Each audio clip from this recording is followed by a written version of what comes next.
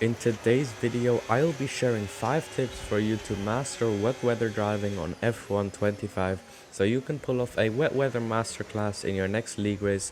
So let's dive right in.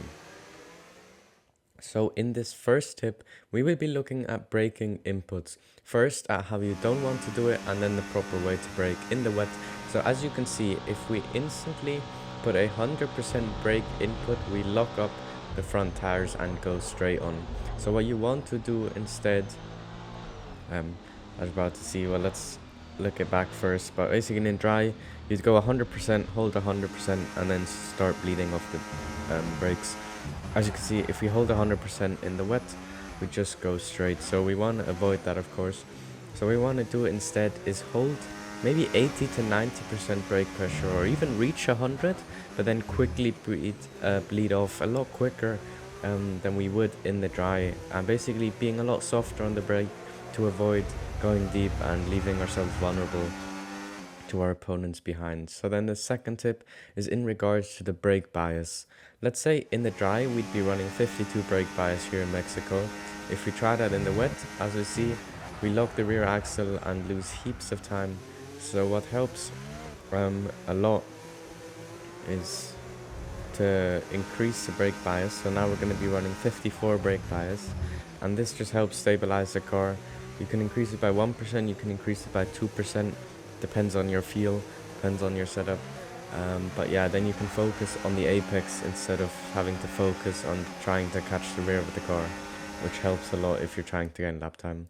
So then the third tip is all about ERS usage. As you're about to see, we exit the last corner on 80% battery, and we're going to keep the battery on for a while here, because since we're a lot less on throttle and a lot more on the brake in the wet, we can regenerate so much more battery, and many people underestimate this and then they're wasting battery. Therefore my tip is to use quite a chunk of battery on the straights in wet weather conditions. We use nearly 50% on the main straight there, as I know I'll gain everything back here anyway. So you can see we're already back up to 80. I use another 15% there. If I don't use during the lap, we can basically gain 80 to 90% on the lap. So then we have a decent battery level again to again use loads of battery in the wet. So be ready to use a lot more ERS and overtake mode in the wet than in the dry, and make sure you don't waste it. So then for the fourth tip, we're looking at traction and traction input.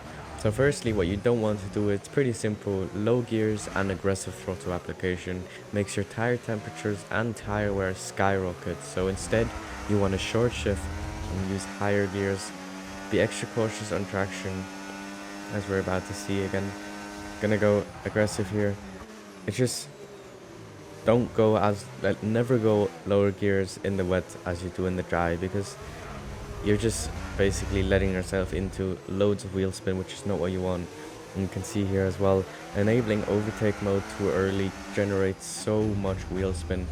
Just really wait until you have good traction to enable overtake mode, because that's an absolute tire killer. So what you want to do instead is use higher gears. So you can see I'm in third already, then I go up to fourth, and then I go in fifth or end of fourth gear. I only use overtake mode, and it feels slow at first, but especially on a drying track, like once the track starts drying out, the lower tire wear can make a huge difference and gain yourself a big advantage on your rival. So make sure you're really cautious on throttle.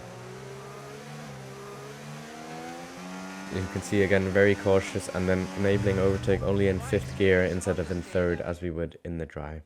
So my fifth tip in this video is to always use the intermediate tires in race conditions, no matter what.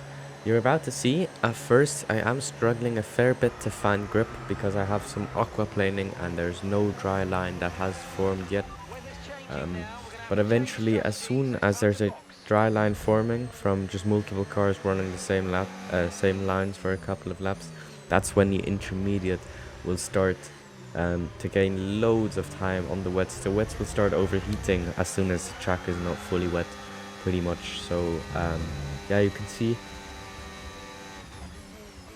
on lap number 3 the gap has extended up to 1.5 seconds, but this is the biggest gap we had. We gained 9 positions off the start, But then yeah, you can also see the dry line forming now. On the left, the dark patch of the track is a dry line, and on the right it's fully wet. So as soon as you see this, the wet start overheating, and the intermediate is definitely the better tire. And then we're going to speed through this in the next 2 laps.